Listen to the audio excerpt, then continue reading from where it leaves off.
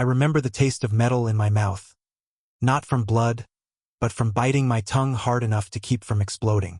My father's words hit like fists, each one smaller and meaner than the last.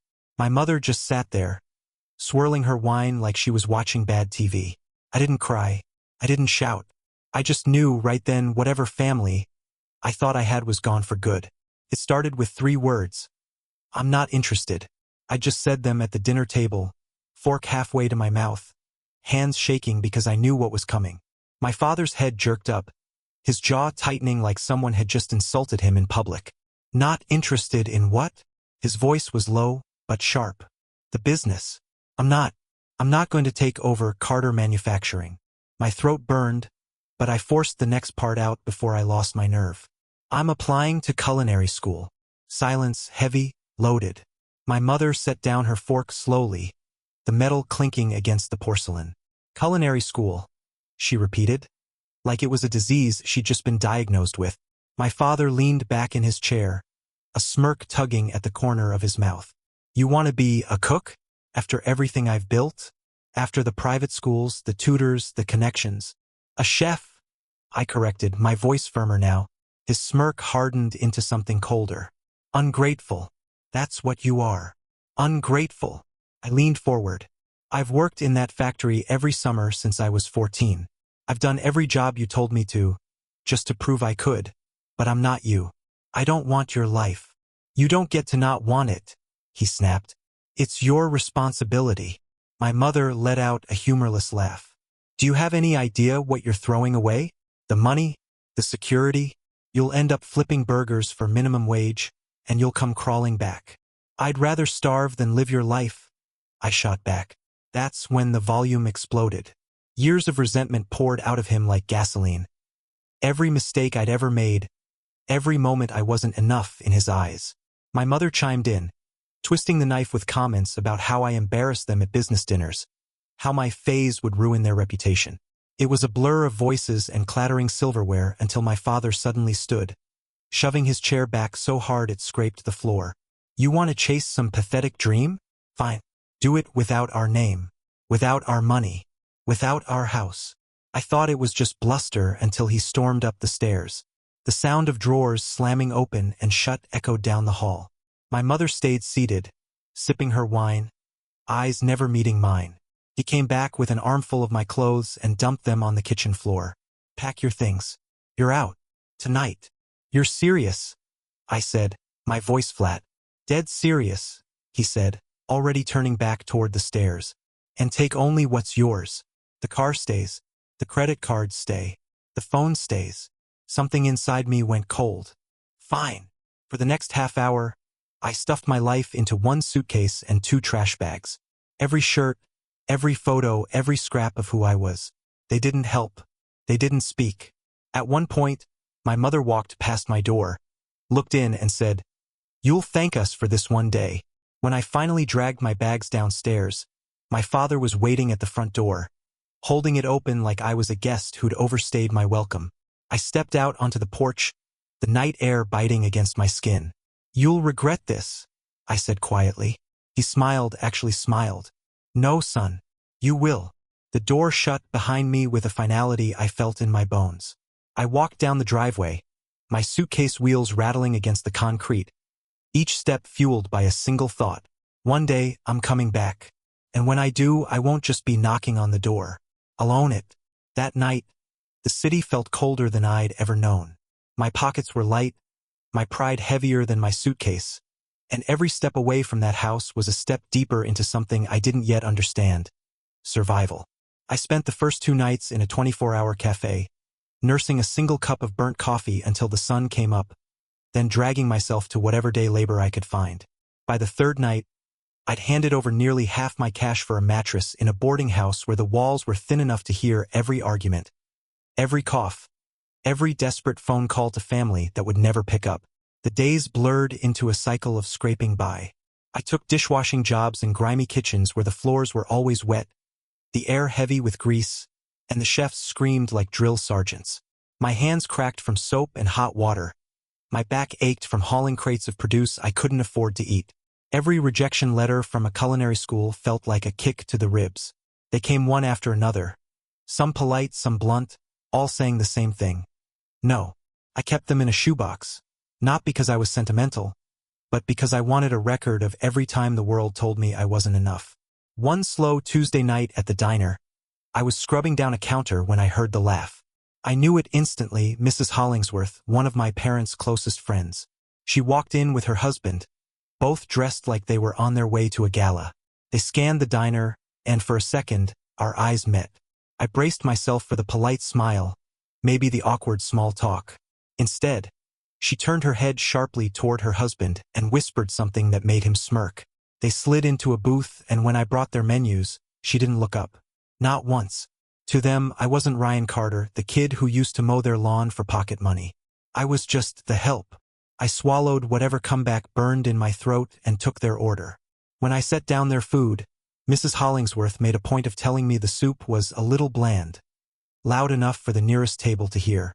I smiled, nodded, and walked away, my face hot and my chest tight. That night, I didn't bother eating the staff meal. I couldn't taste anything but humiliation anyway. The breaking point came a month later, during a double shift at a food truck parked outside a late-night music venue. My coworker called in sick, leaving me to handle everything, the orders, the grill, the cash box. Around midnight, I was juggling 3 burgers, 2 quesadillas, and a fryer basket when a deep voice behind me said, "You ever thought about doing something better with that spatula?" I turned, ready to tell off some drunk customer. But the man standing there wasn't holding a beer. He was holding a to-go container. Mid-50s, salt and pepper beard, wearing a chef's jacket that had seen better days. "I'm fine," I muttered, flipping a patty. "Fine's the enemy of great," he said, watching me work. "You've got good movement. Quick hands. Not just slapping food together either, you're paying attention." "Yeah, well, it's my job." He smirked. "Name's Victor Hayes. Used to be on TV before I drank my career into the ground. Now I teach a few kids who want to learn how to actually cook." He glanced at the line of orders. "You got the drive. Question is, you got the guts." I didn't answer right away. The idea of being mentored by some washed-up TV chef sounded half like a dream and half like a scam. But something in his eyes told me he meant it. We talked during lulls in the orders. He told me about the regional cooking competition coming up in 3 months. Big enough to get noticed, small enough that outsiders still had a shot. "You win that," he said. "You won't be washing dishes for long." I laughed. "You think I can just walk in and beat people who've been doing this their whole lives?" He shrugged. "I've seen worse odds. Besides, it's not about beating them. It's about making them remember you." When my shift ended, Victor was still there, leaning against the side of the truck. He scribbled his number on the back of a receipt. "Call me if you want to train. It won't be easy. I'll work you harder than you've ever worked in your life. But you'll come out of it knowing exactly who the hell you are in a kitchen." I slipped the paper into my pocket and walked home through the quiet streets, my head buzzing. The shoebox full of rejection letters was waiting on my dresser, like it always was. But for the first time in months, I didn't feel like adding another one. That night, lying on the thin mattress in the boarding house, I stared at the ceiling and thought about what it would mean to walk into a room and prove, without a doubt, that I belonged there. By morning, I'd made up my mind. I called Victor. He didn't waste time on pleasantries. "Good. Meet me at 6 a.m. tomorrow. Wear shoes you can run in." Run? I thought this was cooking. "It is," he said and hung up. The next day, I showed up to find him waiting with a crate of vegetables and a stopwatch. Cooking is about speed, precision, and endurance. You can't make magic if you're winded from chopping onions. From that morning on, my life was a blur of prep work, drills, and late-night shifts to pay for the ingredients Victor made me buy. He didn't coddle me. When I screwed up, he told me. When I did something right, he told me once and never again. And for the first time since I'd walked out of my parents' house, I felt like I was moving toward something, not just running from it. Training under Victor wasn't glamorous, it was grueling. But in the heat of his tiny kitchen, I felt something I hadn't in years. Purpose. We started every day at 5:30 a.m. He'd hand me a knife and a pile of vegetables, set a timer and say, "Again." I'd chop, dice, julienne, and mince until my fingers cramped. Then we'd move to sauces, grilling, plating, all under time pressure, all with him barking at me like I was defusing a bomb instead of searing tuna. Between those sessions, I still worked my diner shift. My day was a blur of sweat, oil burns, and half-slept nights.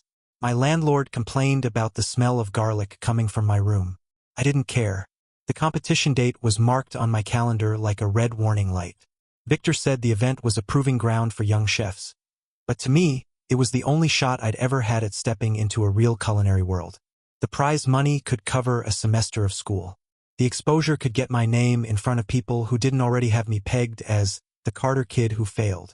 2 weeks before the competition, Victor took me to the venue for a prep tour. That's when I met Dean Whitaker.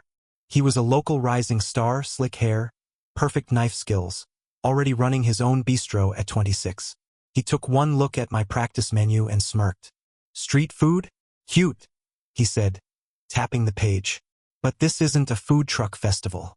Judges here expect artistry." "It's called flavor," I shot back. "It's called amateur hour," he replied, turning away before I could answer. I told Victor what happened on the way home. He didn't sugarcoat it. "Dean's good, but he's also scared. People who mock others are just trying to convince themselves they're still on top." Still, his words stuck with me. Every time I tried to plate my dish, I heard Dean's voice in my head. Amateur hour. For days before the competition, I crashed hard. Victor had set up a full practice run with timers and plated presentations. Everything went wrong. My sauce broke, the fish was overcooked, and in my rush to recover, I burned my palm grabbing a hot skillet. By the end, I was sweating, shaking, and staring at plates that looked like cafeteria food. "I can't do this," I said, dropping my knife on the counter. "I'm not ready." Victor didn't yell. He just leaned against the wall, watching me. "You know what your problem is? You keep trying to cook like someone else. You think the judges want fancy foams and tweezers, but what they actually want is to be surprised. They want you, the guy who turns a street taco into something that makes you close your eyes and forget where you are." "That's not enough," I muttered. "It's more than enough," he said, stepping closer. "Own your story, Ryan. You think I trained you to be Dean? Hell no. I trained you to be the best version of you." I didn't sleep much the night before the competition. I lay awake in the dark, replaying every lesson, every burn, every insult I'd taken since the night my parents threw me out. By morning, my stomach was tight, but my hands were steady. The competition floor was a blur of clanging pans and shouts from the MC. I set up my station, trying not to look at Dean 3 tables over, already charming the camera crew. Victor caught my eye from the sidelines and gave me a nod. When the timer started, instinct took over. I moved fast but clean, slicing, seasoning, searing. My dish was a reimagined version of the meals I grew up eating on my breaks during food truck shifts. Marinated short rib, hand-pressed tortillas, roasted chili salsa, and a cilantro lime crema that hit like a burst of summer. Halfway through, I heard Dean telling a judge, "Some people confuse comfort food with skill." I didn't even look at him. I just kept cooking. The last 5 minutes were chaos. I nearly dropped a plate when someone bumped my station, and I had to re-whip the crema with 30 seconds left. But when I stepped back, my dishes looked exactly how I'd pictured them. Judging took forever. Dean got polite nods. A few other chefs drew excited murmurs. When they reached my station, one of the judges took a bite, paused, and then went back for a second. "This," she said, "is joy on a plate." When they announced the winners, I barely heard the other names. All I caught was, "And first place goes to Ryan Carter." I froze for a second before Victor's hand clapped me on the back hard enough to nearly knock me over. The crowd clapped, cameras flashed, and for the first time in years, I didn't feel like an outsider. The prize envelope felt heavy in my hand, not just with money, but with possibility. And then came the real surprise. A local food journalist wanted to feature me in a weekend piece about the new faces of regional cuisine. My photo, my story, my food, all of it would be in print. Victor leaned in as we left the stage. "Told you. They remember you." I believed him, and deep down, I knew this wasn't just a win in the kitchen. This was the first brick in the empire I was going to build. One they'd never be able to tear down. Winning opened doors I didn't even know existed. But each one led to a room I'd have to fight to stay in. The prize money didn't last long. Not because I blew it, but because I invested every dollar into the one thing I'd been chasing since the night I left home. Legitimacy. Within a month, I was enrolled in culinary school. Walking through those halls felt strange. Everyone there had a story about how they got in, a recommendation from a top chef, a family connection, or money to burn. I had none of those. What I had was Victor's training, a competition win, and a chip on my shoulder big enough to carry me through every lecture, every exam, every knife skills test. I graduated near the top of my class, but it wasn't the diploma that mattered. It was the confidence, the proof I could hold my own in any kitchen, with anyone. I didn't wait for opportunities to come to me. I found a rundown little storefront in a sketchy part of town, scraped together a small business loan, and opened Ember, my first restaurant. The first few months were rough. Some nights we barely broke even. The decor was mismatched, the chairs wobbled, and the menu was printed at a copy shop down the street. But the food was the kind you couldn't forget. Dishes with roots in the street flavors I grew up loving, plated with the elegance I'd learned to respect. Then Evelyn Ross walked in. I didn't know who she was at first. Just another solo diner with a notebook and a curious look.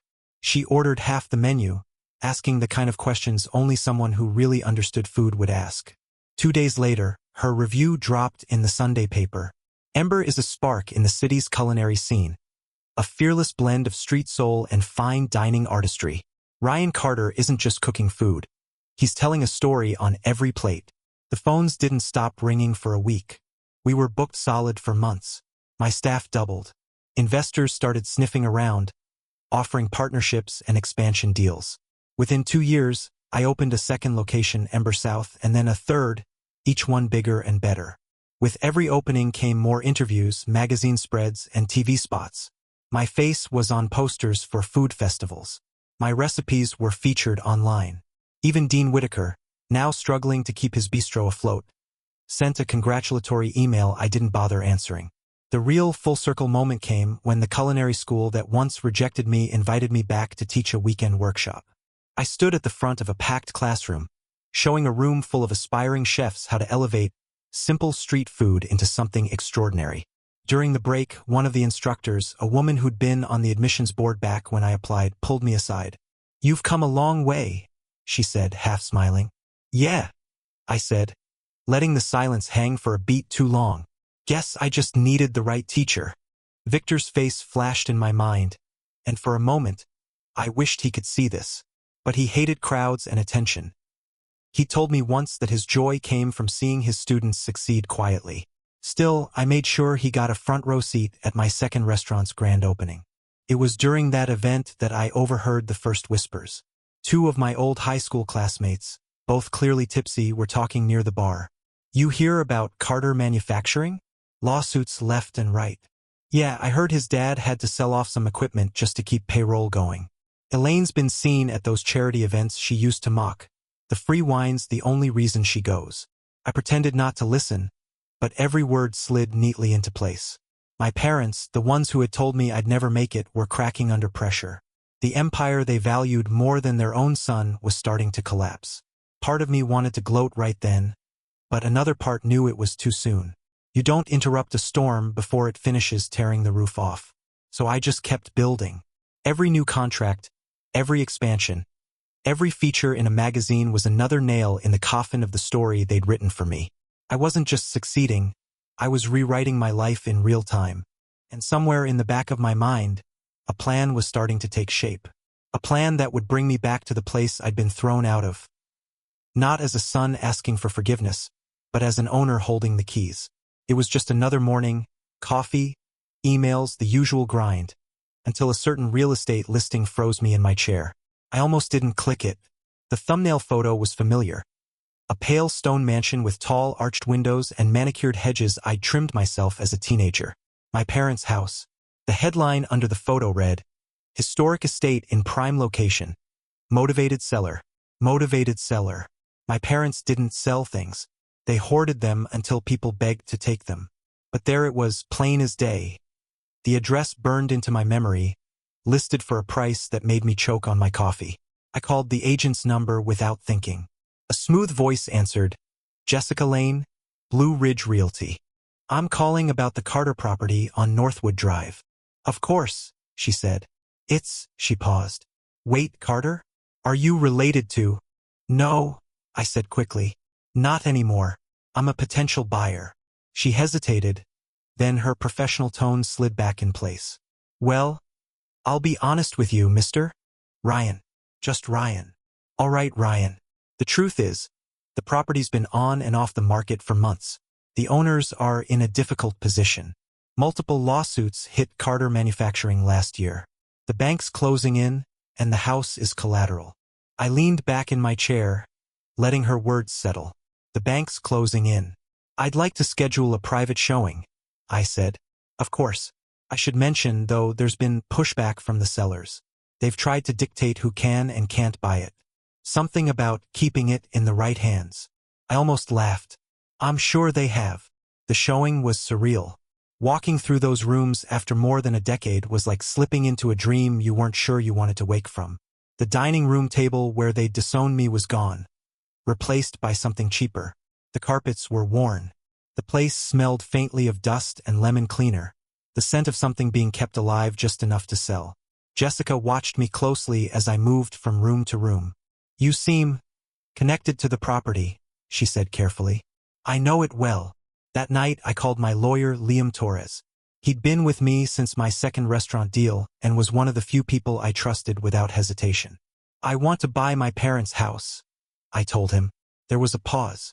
Well, that sentence just made my week. But I assume this isn't a warm family reunion.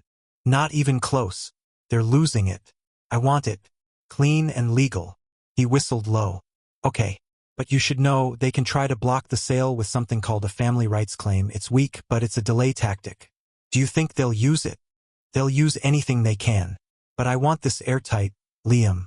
No loopholes for them to crawl through.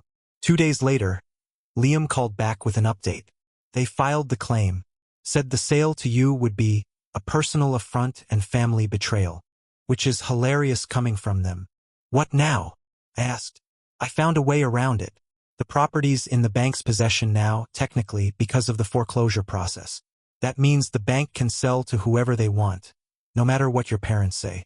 We'll buy it directly from the bank, not them. A slow, cold satisfaction spread through me. Do it. Word got back to them anyway. I don't know if it was Jessica who slipped or if one of their old country club friends decided to stir the pot.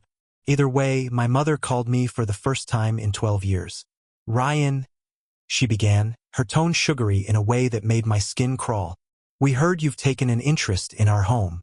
I think we should talk. There's nothing to talk about, I said. She gave a soft laugh. You don't really want that house. It's far too big, far too much maintenance for someone like you. Let's find you something more suitable. You mean something you can keep pretending I don't own? Her voice sharpened. This is petty. We built that house. It's part of our family legacy. You threw me out of that legacy. Remember? A long silence. Then, coolly, you're making a mistake. I'll let you know on closing day, I said, and hung up. The weeks that followed felt like a game of high-stakes chess. Every time we inched closer to signing, another petty roadblock appeared. Requests for extra inspections, sudden errors in the paperwork. But Liam dismantled each one with surgical precision. Meanwhile, I kept my routine public and polished. Photos of my restaurants packed with customers. Interviews where I talked about growth and new investments, without giving away the nature of my next move. I wanted them to hear the rumors and feel the ground shifting beneath their feet. Jessica called me a week before closing. They know they've lost, she said quietly. Your father's been ranting about betrayal and disrespect. Your mother's quieter. But I think she's planning something for closing day. Just be ready. I smiled, even though she couldn't see it. I've been ready for 12 years.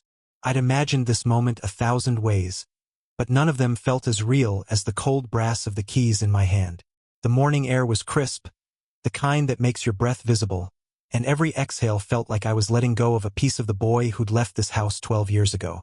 The driveway looked smaller than I remembered, though maybe it was just that I was taller now, stronger, carrying not fear but purpose. They were already there. My mother, wrapped in a cream coat and a smile that didn't reach her eyes. My father, arms crossed, jaw set, looking like a man trying not to explode in front of witnesses. Ryan, my mother said, stepping forward. You look well. I didn't answer. My father didn't bother with pleasantries. This is a mistake. You don't know what you're getting into. I let the silence stretch, then walked past them toward the front door. I know exactly what I'm getting into. Inside, the air smelled faintly of polish and something sour beneath it, the scent of a place that's been staged to impress, but can't quite hide the rot. Jessica, the agent, met me in the foyer and led me down the hall. You ready? She asked. More than ready. The study was just as I remembered it. Dark wood, heavy curtains, a desk that felt like it belonged to a king. 12 years ago, I'd sat in the chair opposite that desk while my parents told me I was out of their lives. Now, I sat in the same spot and watched as the bank's representative slid the papers toward me. Sign here, and initial here, the man said. Each pen stroke felt like a victory. My signature carved into every page, legally binding the transfer of the house, their house, into my name. When I finished, the man smiled. Congratulations, Mr. Carter. It's all yours. I stood, pocketed the keys, and stepped back into the hallway. My parents were waiting just outside the study, as if they could intimidate the process into reversing. My mother tried again. Ryan, we could talk. Find a way forward. This doesn't have to be. I cut her off. It already is. My father's voice was low, dangerous. You think this makes you better than us? Owning this place doesn't change where you came from. No, I said, stepping closer until we were almost eye to eye. But it sure as hell changes where I'm going. The movers arrived right on schedule, a small army in blue uniforms carrying box after box from the truck. I directed them without looking at my parents, pointing to rooms I knew better than they realized. A sofa through the front door, a table up the stairs, my cookware into the kitchen, the same kitchen where I'd been told my dream was worthless. My mother stood by the hedges, her coat pulled tighter, watching with a face that was part disbelief, part calculation. My father stayed rigid near the driveway, eyes fixed on the ground, jaw clenched so tight I thought his teeth might crack. At one point, a mover bumped into him on the way out.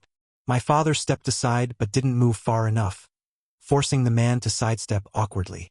It was petty, childish, perfectly in character. When the last box was inside, I walked to the doorway and looked out at them. You can go now. My mother's mask slipped for just a moment. Her lips pressed thin, her eyes sharp. We were trying to protect you, Ryan. You never understood that. I shook my head. You weren't protecting me. You were protecting the version of me that made you look good. And when I didn't fit it, you threw me out. My father stepped forward, voice rising. You're still our son. Not anymore, I said, calm but final. You made sure of that. I turned, stepped inside, and without looking back, closed the heavy front door. The sound echoed through the entryway, deep and final, like a gavel hitting wood. For a moment, I stood there, my hand resting on the cool metal handle. 12 years of anger, humiliation, and hunger condensed into this single second. The house silent, mine, and there's no longer. What would you have done if your own parents threw you out for chasing your dream? Think Ryan was right to shut them out completely? Or should he have shown mercy? Drop your take in the comments, and if you want more wild stories like this, hit that subscribe button so you don't miss the next one.